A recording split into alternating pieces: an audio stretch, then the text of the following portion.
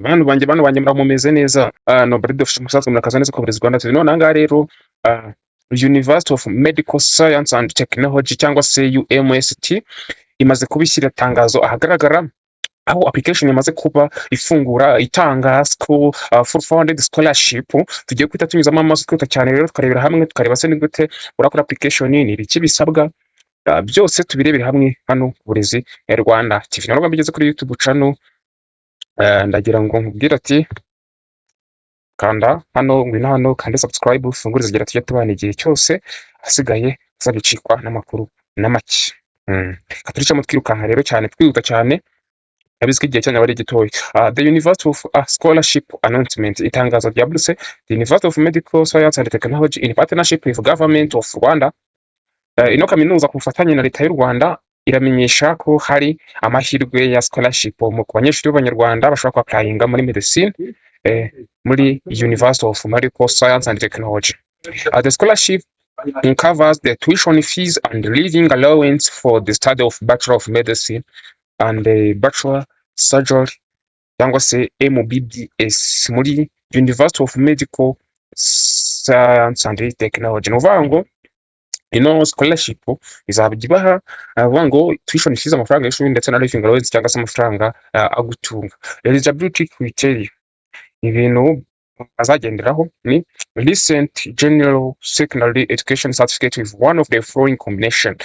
Certificate cyangwa se diplome yo muri level 5 level senior 6 iri mu combination zikurikira: PCM cyangwa se PCB cyangwa se physics, chemistry, biology, mathematics, chemistry, biology cyangwa se MCB cyangwa se n'izindi zerekeranye n'ibingibi, or associate nursing program, ibintu byegerekeranye na nurse. Candidates must have obtained at least grades A or B in both biology and chemistry with a minimum overall average of 57%. Abakandida bose bagomba kuba bafite nibura amanota atari munsi ya A na B muri biology na chimie, kandi bakaba badafite munsi ya 75%. Important date.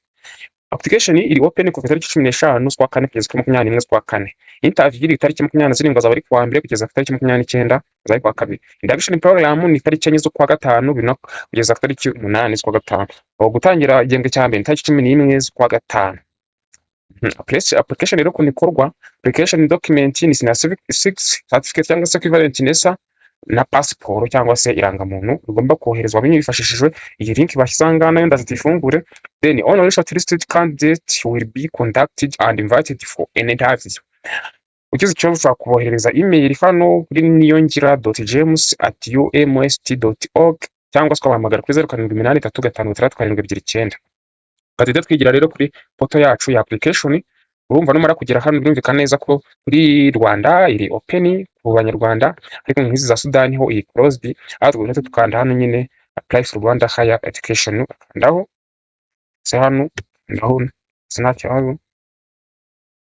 tegereza bitewe na internet ufite ukuntu igenda cyangwa se n'abantu bari ku accessinga ino system ukuntu bangana.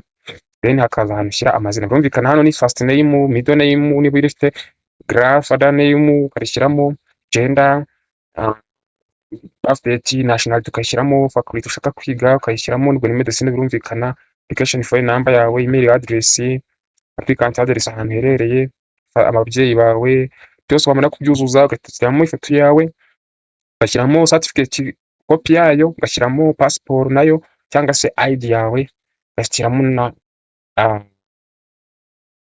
equivalent certificate of NESA niba wifite nene yirute cyo catch. Then ugakora send application, ugategereza application yawe yagiye ukazabona niba uri shortlisted. So rero aho uzamuza gustartinga kugira ikibazo mushaka kunyandikira muri comment, harimo nimero ya telefone yacu ya WhatsApp Uburezi Rwanda TV cyangwa se na WhatsApp channel yacu mushaka kuyifollowinga, babwira ngo tubanye rero mwibuka gusharinga inshuti zanyu. Ubuntu Uburezi Rwanda TV niyo channel tugenda tubanyirizaho amakuru agiye atandukanye ajyanye n'uburezi hano mu Rwanda. Bye bye rero, God bless you, Imana ibarinde. Uburezi, akazi na technology byose ni bya aho. Hagati abantu benshi bari gutera imbere kubera internet, none ubwo utegereje iki?